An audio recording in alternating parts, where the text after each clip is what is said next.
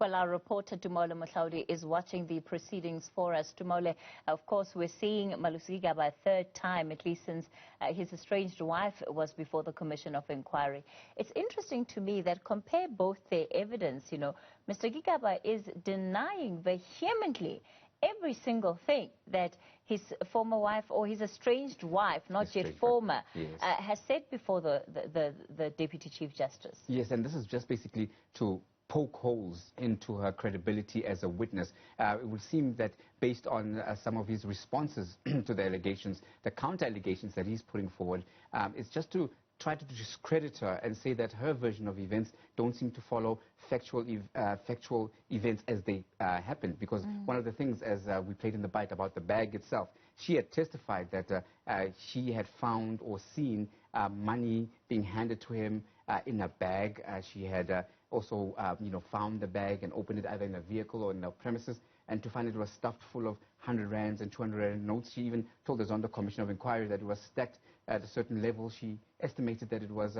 in the region of tens of thousands or maybe hundreds of thousands. So he says there's no way this could have happened. Yes, there was a bag, but it's not the kind of bag that would be able to be stuffed full of, that kind of large amounts of money. In fact, saying that he carried around a bag with hand lotion and sort of things that he would use for his personal comfort. So the dispute of the bag is not in question. It's just what was in the bag. So in the case of he says, she says, and trying to really discredit her, and a protected witness who seems to have verified her story. This was a former bodyguard who used to drive Mr. Gigaba around, and he also testified about seeing the so-called money bags and taking him to the Gupta residence, and in fact seeing him in another evidence stream. Another witness who drove around, I think it was Mr. Molefe, Brian Molefe, said that he saw Malusi Gigaba coming out of the residence as he was going in. So these evidence stream seems to place him right in the center of the whole state capture narrative and his close relationship with the Guptas, and seem to verify this moneybags narrative. Tumaole, he also appeared to take great exception to the allegation around how his parents managed to complete the house that they were building. In fact, getting quite emotional in that answer when he was addressing the claims that had been made by Ms. Ngoma before the commission. Yes, exactly. And he would then suggest that in his capacity, he would have helped them out as a minister, someone who was getting a salary, someone who would manage his finances, saying that it would not possibly have been allowed by himself for the Guptas to bankroll that and to pay him and to pay for those renovations and extensions to the house through his estranged wife, who claimed that she had witnessed the Guptas giving him money so that he could finish those projects and other projects. He says, though, he did it out of his own strength and out of his own accord, based on the fact that he was earning quite a decent, reasonable salary in his position. One of the things that Deputy Chief Justice Raymond Zondo is going to have to do is to decide which version of the witnesses, and it's not just the Gigabas here, but I suppose many other witnesses who have given totally different accounts of events or even, monies, transfers of cash, what that money was for.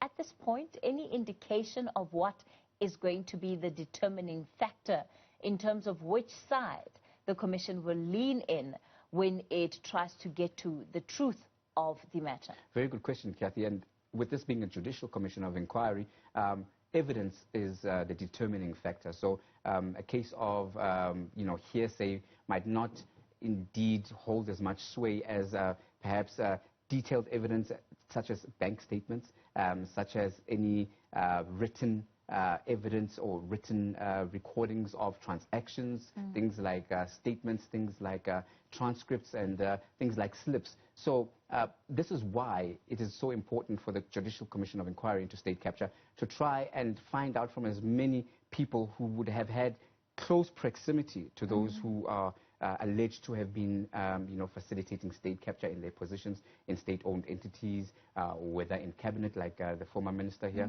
And when you have more than one person speaking in a certain way without, of course, the weighty evidence of transactions, because you would see that within Guptas, their modus operandi seem to be the money bags. They seem to have dealt directly with cash or are alleged to have handed over large sums of cash without a paper trail, that would then leave a lot of questions as to was this actually happened. If you have to prove it, you must show the transaction. But with the witnesses and more than one corroborating the same thing, it certainly seems to lead to a certain amount of credence to what they claim they saw. Of course, the one thing that has also been clear is how Mr. Gigaba has sought to paint his estranged wife.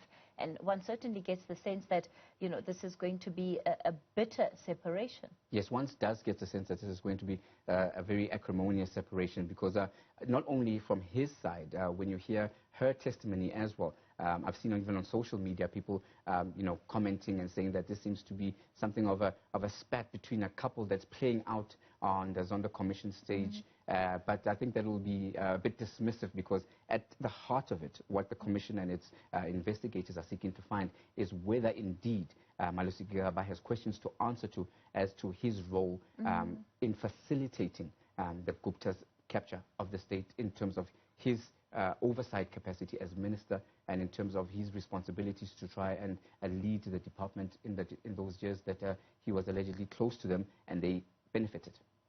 Our senior reporter, Tumaole Mohlaoli. Let's leave it there for tonight.